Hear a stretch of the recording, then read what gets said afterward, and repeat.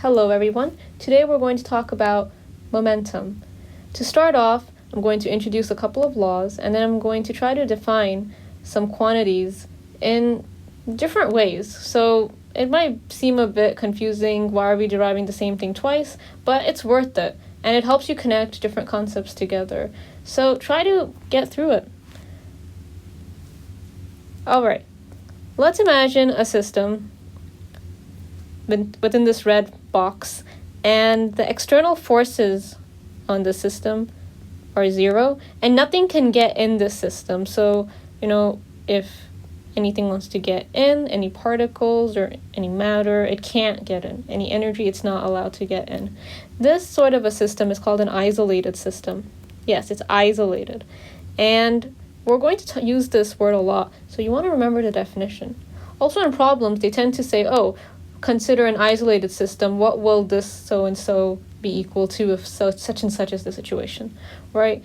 So they won't tell you what isolated means. So you need to know, isolated means that the sum of the external forces is 0 and no matter can get in. Well, if no matter can get in, that means whatever matter that's inside of this box stays the same.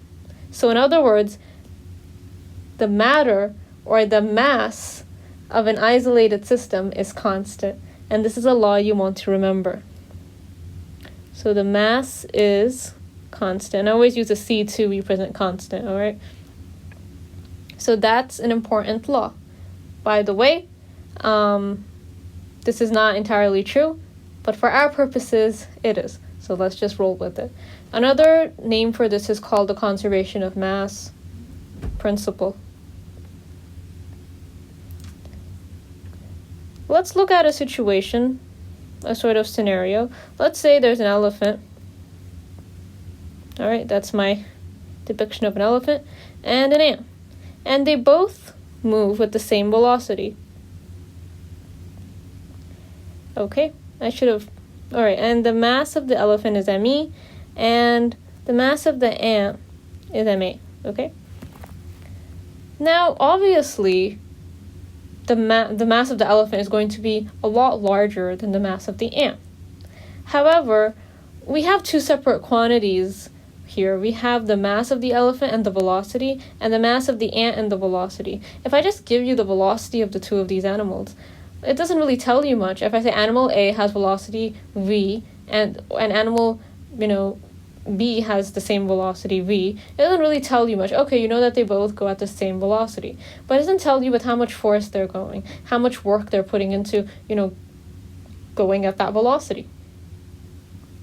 So is there a way we can combine mass and velocity together that would give us more information about these objects?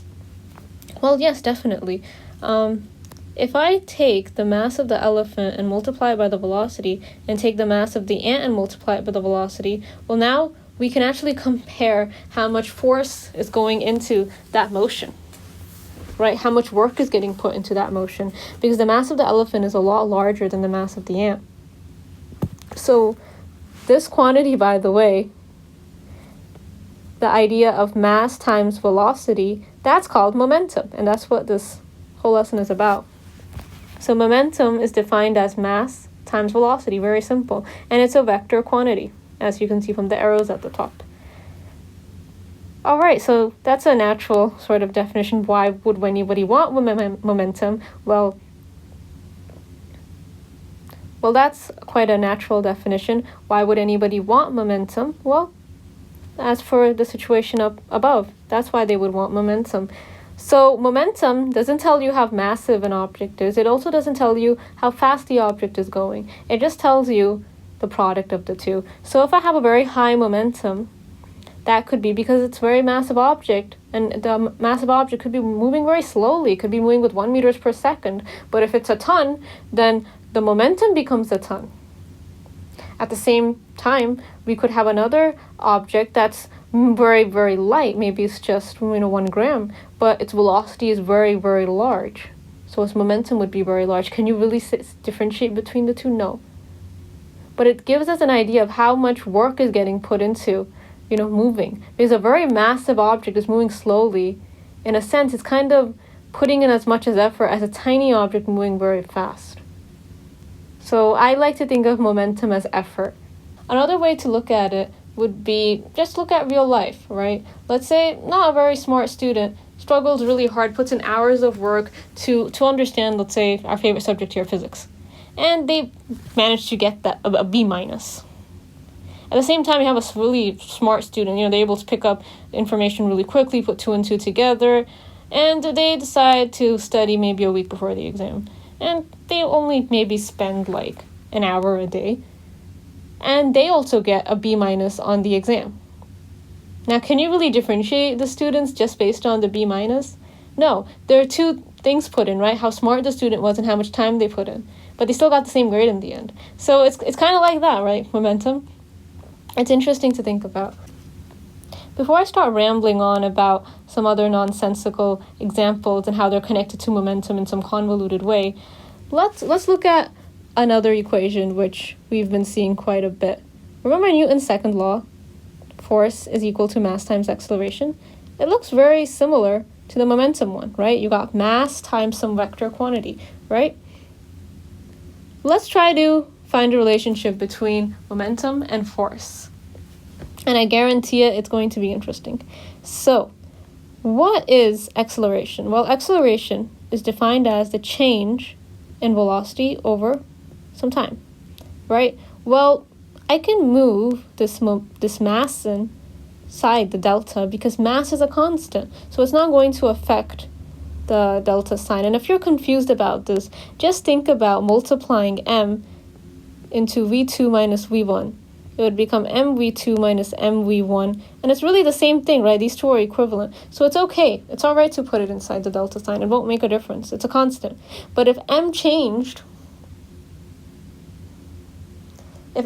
also with time, then you don't want to do that, because that would not be the same then. It would change. So it becomes delta mv divided by delta t. Well, what is mv? mv is the momentum, as we found out earlier. So I could substitute that with p, and I get delta p delta t, and that is our equation here.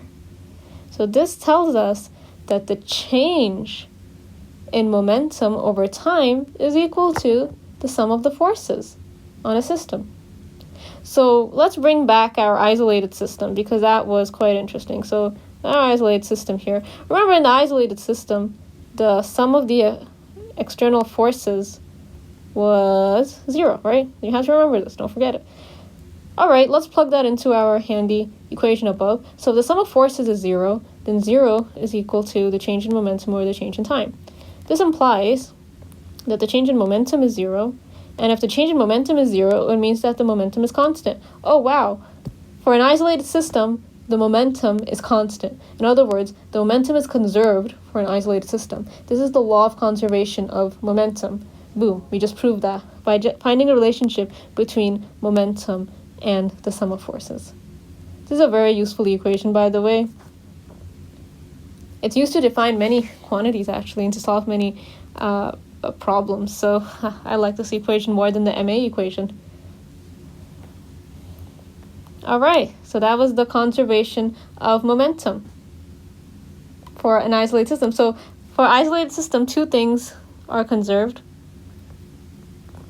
We know that the mass is conserved, and we know that the momentum is conserved. Two m's are conserved. All right, cool. All right, so now I'm going to go off on a tangent here and define momentum in another way. And this is quite useful because people have different perspectives and there are different ways to connect pieces of information. But what we would like to have is, no matter how you connect the pieces of information, if they're connected correctly, we should be able to come to the same conclusion. And that's what I want to show you here in a bit. So the example that I'm going to present is probably going to take you a bit far away, but I promise you it's going to come back to momentum, and it's going to come in quite beautifully. All right, so let me start off with an example. Imagine someone getting slapped. Now, this shouldn't be too hard to imagine. I'm sure we've all seen it, or at least seen it on television. What's happening in that time? Well, we have a force, the force of the slap, and it's happening over some period of time. Let's say this is the time before the slap and this is the time after the slap. So before and after the slap, the force is 0. It's what happens between the before and after, which is the present time of the slap, which is interesting. You have a large amount of force in a small amount of time. That's really how a slap is characterized. Now, this force over this time, the area of this graph is called impulse. All right, and I'm going to represent impulse with I. So the mathematical way to write this down would be I is equal to the sum of force over a time interval delta t. That's impulse in a nutshell. So one way of defining momentum now, yes, we come back to momentum. Momentum, or the change in momentum, is defined as the sum of the impulses. And by the way, impulse is a vector quantity because force is a vector quantity, all right? So it's the sum of impulses. But wait a minute, we just realized or learned that the impulse is a sum of forces over the time interval. This equation looks familiar. Yes, it is. It is very familiar. It is our sum of F is delta P over delta T, remember? And I put a box around this and said it's super important. So there's a different way to define momentum, and it comes to the same equation in the end. All right. Now, I want you to notice that momentum is a vector quantity, right? So delta P can be broken down. Let's say we're in 2 dimensions. If we're in 2 dimensions, we can write it as delta Px and delta Py. Notice that a vector, which is this quantity here, got broken down to 2 scalars, and these don't have any arrows on top. They're not vector quantities, they're scalar quantities. They're a single value. No direction associated because the x and the y already tell us the direction. And from this above equation, I could simply write that delta px is the sum of forces in the x direction times delta t, and this is the sum of forces in the y direction times delta t. Another way to write something similar would say p in 2 dimensions is px or py and py, and px is simply equal to m vx and py is m vy. Notice again the vector got broken down into 2 scalar quantities, and yeah, all these quantities are scalars. I know velocity is supposed to be a vector quantity, but now we have vx, which is a component of the velocity, which is a scalar. So I want you to understand these differences. These are going to help you solve a lot of problems, I guarantee it. If you have a 2-dimensional problem and it's very hard to solve, break it down into these component equations. Try to look at only the forces in x or y, or if you have velocities, look at the x velocity and the y velocity. And if it's a conservation problem, or you have the conservation of momentum, then apply the conservation of momentum principle only in the x and the y direction separately. Okay? And I'm pretty sure you won't have a 3-dimensional problem. They usually don't do that. It's too involved. Anyhow, that's our momentum idea. One last idea I'd like to bring in is the famous rocket problem. So rockets go out into outer space, and they really don't have anything to push against. So it's all up to them to produce something to push against so they can move forward. Now, this moving forward is actually called thrust. It's a well-used physics term. Thrust is getting propelled forward, getting pushed forward, and that's the force that is used to push forward. So if they say calculate the thrust, they mean, in other words, just calculate the force used to push something forward. Usually it's a rocket.